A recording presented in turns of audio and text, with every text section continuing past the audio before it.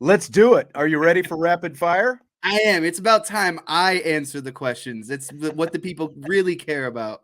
Yes, that's right. All right, so let's go to Marty Biagi, the new special teams coordinator. We got to talk to him after Saturday's practice. He was asked if they're experimenting with punt returners, and here's the answer Biagi had. And as we get into towards the end of camp, we'll really be putting guys in competitive situations to where they'll have to perform in a competition mindset.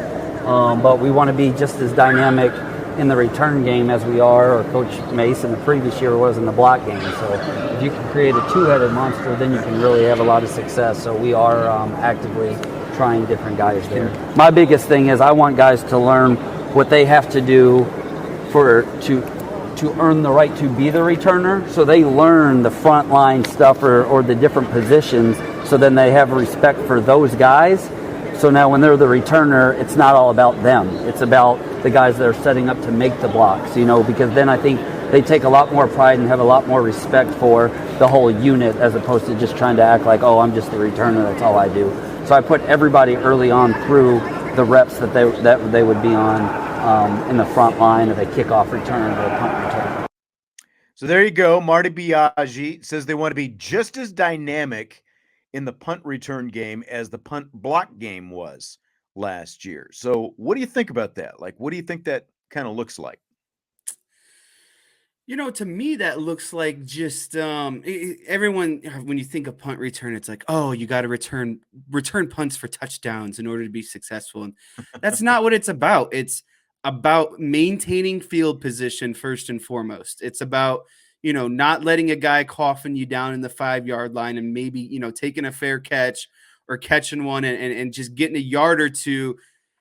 So to me, it's like, of course you want some good returns, right? Everyone wants some good returns to set up some favorable field possession. But to me, what looks like a successful punt return unit, again, is a group that doesn't allow a team to flip field position. You want to be able to take away as many yards as possible, whatever that looks like, a punt return or really what the situation calls for, because not every punt is returnable at the end of the day. And so you got to find ways in order to limit that flip of field position as much as possible. And another thing that really stood out to me that I really liked from that Biagi snippet is putting those guys on the front line, because a lot of returners, I'm not going to lie, are kind of prima donnas and they're like, oh, I just want to be, the return guy that hits the home run, the fast guy on the field. And so make them feel some of that heat up front. Yeah. And I like that he's putting them up there so they know what it takes in order to set them up, right? Like it's got to be, guys got to hit their blocks. Guys got to stay, in their assignments, on their lanes, get to their landmarks. And so when these guys have a better understanding of what's going on in the front, or appreciation of, I'm not just the guy that's back here to look good with my, armbands and fast speed and blazing the turf. They have a better appreciation of what it takes to actually hit. Yeah, I mean, they averaged 10.1 on punt returns, 10.1 yards per return last year, which was up from about 8.5 the year before. They ranked 27th in the nation, actually, last year on punt returns. And what's interesting is the 8.6 was the average in 2021. Kyron Williams had a 47-yard punt return that year. The longest last year was 28. They were still a yard and a half better on average. It's because they actually made attempts to return punts. It wasn't, where did it go? It wasn't fair catch you, as Anthony says. Like they weren't just fair catching back there. They were out there with the mentality that if the situation, as you were talking about, they were going to return it. But they were pretty consistently in that 8.5 yards per return range during the Polian era. So that bumped up about a yard and a half last year, which you don't think of as a lot, but that's, again, it ranked 27th in the nation. Like 19.9 led the nation last year. 15 yards per return gets you in the top 10. I think there's no reason that they can't be around 12 or 13 per return if they're going in and their coordinator has that mentality that they want to be just as dynamic as returners as they are blocking punts. And I mean, like, if you can do that, like, what are you going to protect if you're the punt team? You know, like, Right. what are you doing if you're the punt team if you know they've got someone who can take it back and they can also stuff you with a block up front? Yeah, and I've said this before. This has to be credited to someone like Marcus Freeman, because he has come in here and changed the mentality and mindset about special teams in Mhm. general. Because it's one thing to have a special teams coach, but if your head coach isn't on the same page of, we want to make a difference on special teams, we want special teams to be advantageous to us, then really it doesn't matter. And so I'm not, when we were talking about Biagi coming in and replacing such a successful coordinator last year, what were there concerns? Of course there's concerns, but when you have someone like Marcus Freeman kind of preaching or giving the mindset of and enabling his, special teams coordinator to be impactful, I think that is kind of the overall bigger thing. So I'm really excited to see, what they can do this year, and potentially, even take some sort of step forward. And maybe a step forward looks like, taking a half step back and blocked punts, but a step forward in punt returns or kick returns, or just the overall kind of composite of special teams as a unit. I don't think we need to get caught up on punt blocks again, because that's an anomaly. You're not going to get those many blocks every season. So I'm interested to see like a composite of, what they look like overall this year. But if you can get, 4, 5 blocks and you're out there returning, punts, kicks, whatever, you bump it up. And you were talking about, like, all that data that Brian Mason was talking about, like average starting position and opponent average starting position, all that stuff. They were much better last year than they had been at any time since they started keeping that data, something like 15 years ago or something like that. They were the best that they had been.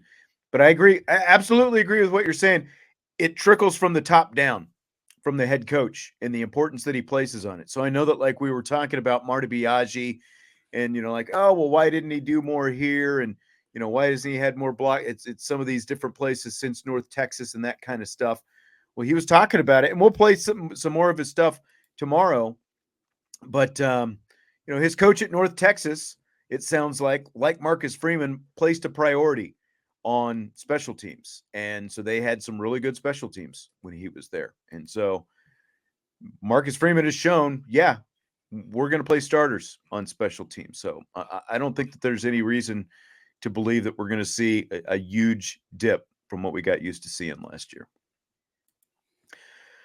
So we talked a few days back about the Jack Swarbrick, Father Jenkins Op-Ed in the New York Times regarding NIL and other things. One of the things they're calling for is a national database for disclosure of NIL funds. In other words, if a school pays player X amount of dollars, there's a database where they keep record of all that, who's getting paid what and what services were rendered. So Jack Swarbrick, as we mentioned, was on the College Football Enquirer podcast that same day that the op-ed came out. And Dan Wetzel, who's one of the hosts of the podcast, said last week that there's a problem with that. And that's, if you have to disclose what everyone's making, it kind of shuts the system down, because you have to be able to negotiate without the other side knowing what the counter offer is.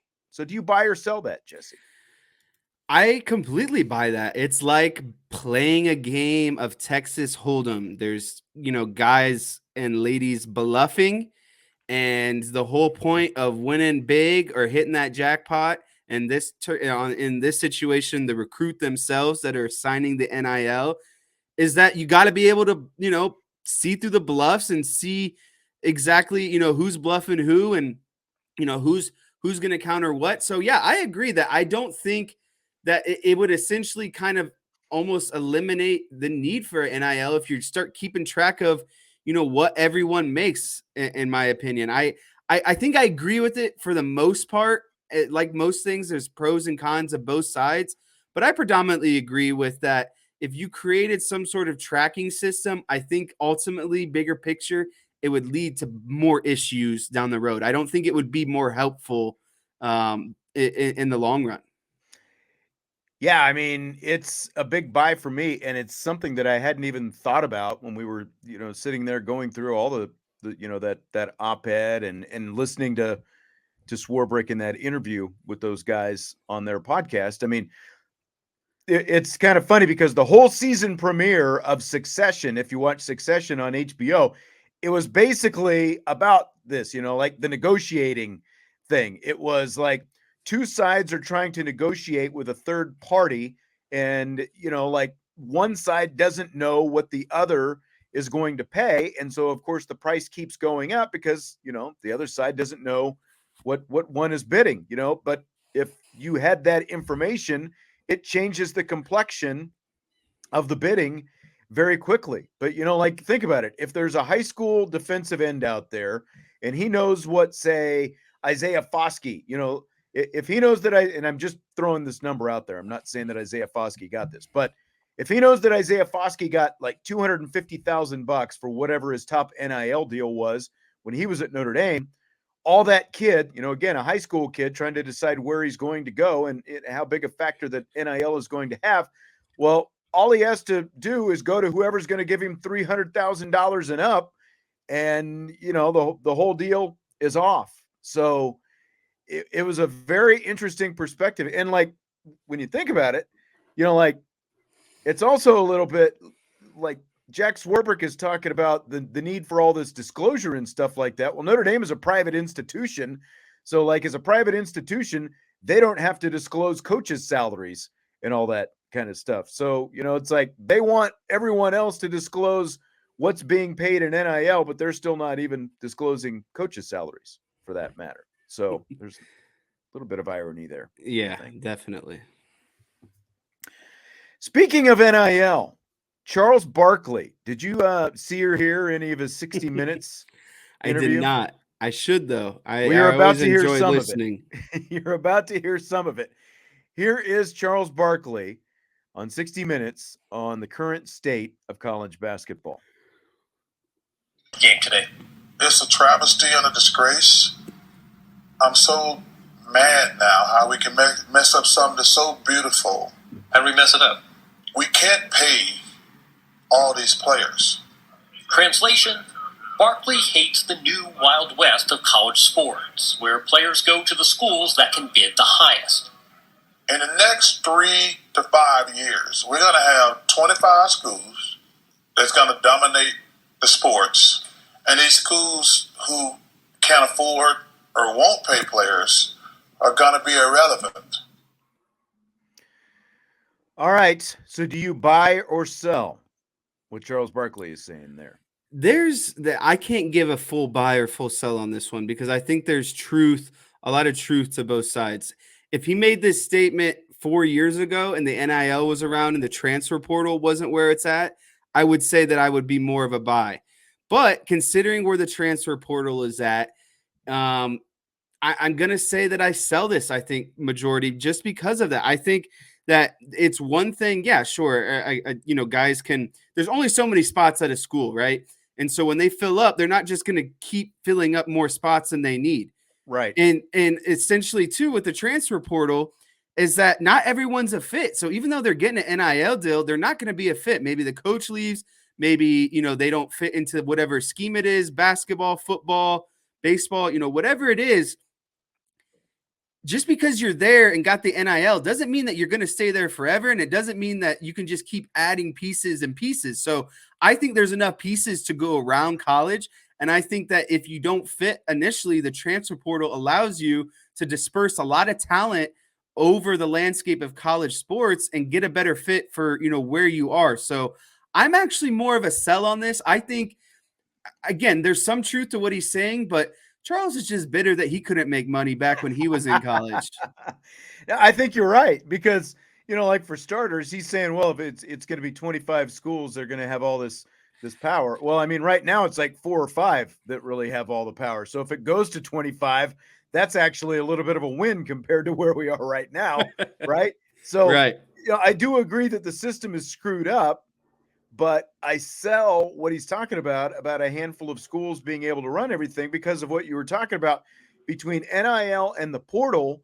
it's actually spreading things out more. It's like when Alex Rodriguez way back when he signed the big fat contract when he left Seattle to go to the Texas Rangers, it's like the Rangers paid all this money. They got Alex Rodriguez, but they didn't get a bunch of other guys, So like, why do you think Nick Saban's complaining about NIL right now? Because other schools and their collectives are able to come up with a little bit of money. They're actually taking away from Alabama. So like Colorado or Washington or whoever, might, like Baylor, that, whoever it happens to be, they might get some of these guys, but I don't think that they're necessarily going to stockpile it. I think the greater chances are just what you're saying, between the portal and NIL, you're going to see this talent actually spread out a little bit more. Well, it's just one they're thing. They're not all going to run to one place. Right. And it's one thing to just take the money and sit the bench, but I would make the argument that no one wants to sit the bench in the college level. So if you're making, say someone throws, these are hypothetical, $1 million at you and you never get to see the field, but then someone throws $500,000 at you and you're not guaranteed, but you got a shot chance to play. Yeah. And you're getting rotational snaps. I would turn down the money because it's still $500,000 and I have a better chance of making more money by going to the NFL because I actually got tape and experience and playing time. So I don't necessarily see it as Charles Barkley does. Yeah, I agree. I agree with that. Jeff wants to know, he says that you can get a little salty with me sometimes. How many times did I have to take you to the woodshed when you were a kid? We would wrestle a lot. That was our thing. We would wrestle in the living room whenever we'd get a little testy with each other. That's right. And, like he wasn't always as much bigger than me as he is now, so like things were easier. You know what I was thinking of a lot recently is I'm actually impressed with, when I was a kid, you'd always come home from work and you'd always work for like 4 to noon when you were at the radio station, and it would be the summertime. And every 4 day, a.m. to noon. Yeah. Every day you'd come home and you'd be like, all right, let's go run. And every day I'd be like, no, please. But it was always what was best for me in hindsight. But what I'm getting to is I was thinking of all the different like sprints and like poles and stuff we would do. And like, you never really got like hurt and you kept up for a while. And I mean, eventually I passed you naturally, but like, it's not like you were just like dying out there. Like there was a lot to show. And I was just thinking, I was like, if I ran like that now, I would probably blow out a hamstring. And I'm like 8 years younger than what that was. That's true. That's very true. So 8, 10, 15. Yeah, that's right. You're saying this old man hung for a while. You did. Those muscles held up. That's right. Can they keep holding? That's the question. All right. On a scale of 1 to 10, your interest level in tonight's UConn San Diego State National Championship game. I'll put this at an 8 out of 10, strictly because it is the national championship. It is a Monday night. I got nothing else on TV to watch. Girlfriend's out of town in Houston for a week. I have nothing better to do than, I got to fold some clothes, make a little dinner, and then I'm propped up for the rest of the night watching the national championship. So, I mean, I'm interested, and it's, again, strictly because of it is a national championship. Do San Diego State and Connecticut scream, wow, must-see matchup? No, but again, it's for the national championship. They've made it this far, so I'm going to give them their respect and watch the game. And I'll be rooting for San Diego State because I don't think they've ever won it before. And Connecticut has. And so I'm going to root for the underdog and hope that they can pull off the upset. And disclaimer, take them to cover 7.5. I think that's too big for a national championship. Man, I liked Miami at plus 5.5 the other night. How'd that work out? They didn't shoot very well, but no. Again, this is two good defensive teams against each other. But I think I would obviously give UConn's offense an edge, but I just feel like 7.5 is just a little too much for the national championship. Yeah, the San Diego State head coach Brian Dutcher, like he He was an assistant at Michigan. It's like he was the guy who helped recruit the Fab Five to get him to Michigan, but like there's no Fab Five. There's no Eric Montross or Christian Laettner or, any of these guys out there, so it's just a bunch of no names and they're lacking stars. And it's like, UConn should be kind of a Cinderella, but we've seen them win some national championships before. And I think they're probably going to win again tonight. So I'm maybe a notch above Anthony. He says a 0 is his interest. Mine is not that much greater. I just really, it's not last year, that's for sure, when it was Kansas and North Carolina. So my interest level is very low. I had a much higher interest in yesterday's women's national championship game. So fill in the blank. It's blank that the refs let them play and officiating were all trending on Twitter in the fourth quarter of yesterday's LSU-Iowa women's championship game. It is not shocking that the refs let them play and officiating were all trending during that fourth quarter. And I mean, it's just going to echo what my biggest gripe has been this entire tournament. I even, when I saw you over the last weekend, and I think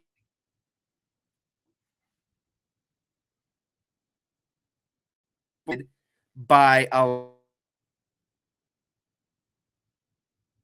lot of kind of, level. We're talking about the national championship on the women's side. And even before that, there's just too many, just what seems to be just like judgment calls on these fouls. And they're allowing it to impact the most important game of the season. And if that's the way the game's going to be officiated on the college level, then expand to 6 fouls. I don't there's being in foul trouble. I understand they're not as skilled and they're not professionals for a reason, but that's a reason why they should get a 6 foul. Should the overall landscape of the game. Caitlin Clark should never have picked up all those fouls, and that allowed her to, see her minutes restricted. She should never picked up a technical. It's just, it was too much. And again, I'm not saying that, had these fouls not happened, LSU would have won, or the game would just been a lot closer and came down to it compared to the opposite of just seeing too many fouls. I mean, it was a great first half. And even though it's amazing that LSU ended up leading by double figures, they end up going up by 21 points, and then here comes Iowa, makes a run at them in the third quarter. It was a great game for roughly 3 quarters, but 37 fouls. People tuned in. Most people were tuning in to see Caitlin Clark, like this player from Iowa, the star of the tournament. The Final Four, the semifinals, set an all-time record for viewership on ESPN. They put this game on ABC, which I haven't seen the numbers yet what the ratings ended up being, but it had to be through the roof. And you ended up tuning in to see the officiating show. That technical foul was garbage. Especially it was like a high school technical foul is what it was. They just got their feelings hurt. That's all it is. Yeah. And I mean, when Kim Mulkey's out there on the court running into officials and there's no technical foul called there, but you're calling Caitlin Clark for just tossing the ball behind her back. It was the official show. Nobody tunes in to see that, but they made it about themselves. It was horrible. It was one of the most horribly officiated games that I think anyone has seen in a long time. And that's saying something, because the level of officiating, is down across the nation right now. Fill in the blank. South Carolina's bid for an undefeated season and repeat national championship ending in the national semifinals to Iowa is blank. South Carolina's bid for an undefeated season and back-to-back national championships ending in the semifinals is honestly, again, pretty shocking, because it looks like no one could beat them the entire season. And the fact it's shocking on 2 terms. One, that they had an undefeated season and that it came to a close in the semifinals and they couldn't quite get it done. And then it's shocking on the same respects that they almost went back to back, national champion repeats. So I just think that ultimately South Carolina got caught up in a great game plan by Iowa. Iowa dared them to do exactly what they did the entire game. They didn't want to shoot on the perimeter, and they kept just force feeding the ball down low to their bigs. Yeah. They thought that their bigs were enough to overcome, their deficiency shooting, and it ended up catching up to them. I was watching that entire game. They got out-rebounded. They out-rebounded LSU by like 20-some rebounds. They had more offensive rebounds than Iowa did team rebounds. They put up like 20 more shots than Iowa did because of all those offensive rebounds, yet they still couldn't pull it out. So I was just overall shocked that they just didn't adapt to Iowa's game plan. I was shocked that it came to an end, and it would have been shocking if they won back-to-back national championships. That's hard, especially if you have an undefeated season as your repeat. Yeah, I was pretty impressed with how Iowa's bigs played, just like the quickness that they had in that game. But I mean, like bigger than that, like them losing in the semifinals, they were undefeated. It's kind of like Golden State when they set the regular season record with 73 wins.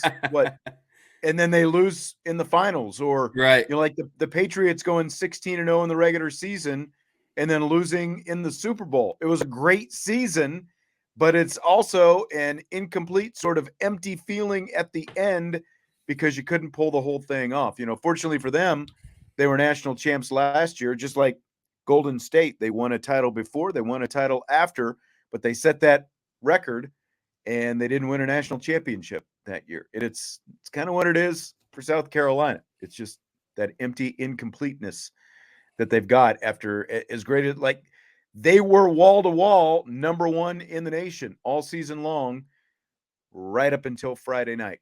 And you're right. Iowa had a better game plan than them. They took it to them and they executed it and came out on top. But in the end, Iowa also couldn't finish it off, I guess. We are not Marshall caught up. I did break FanDuel. They are not happy with me right now. Yeah. I hit a lick on them, and now they're all butthurt about it. Yeah, they might shut down the whole app because Jesse hit a $2 bet that turned into $1,000 because of the odds. Just playing the data. Also, shout out to my man Cody Bellinger. Saw he just hit a 3-run home run. It's about time he woke up for the Cubs. Very excited about that. All right. Who are they playing today? Cincinnati. Playing the Reds. All right. In Cincinnati. Ooh, it's actually not a horrible day in Ohio. It's like 60 degrees and a little cloudy. No kidding. You guys had 60 degrees where you are? Yeah. Wow. It's going to be in the 70s on Wednesday when you get here. Nice. Looking forward to that. All right. Well, that's going to do it for tonight. Appreciate you joining us here this evening. Hit that like button if you would on your way out, and we will talk to you tomorrow. We've got more Notre Dame football talk, of course, on tomorrow's show and later this week as well. We'll talk to you then on IB Nation Sports Talk.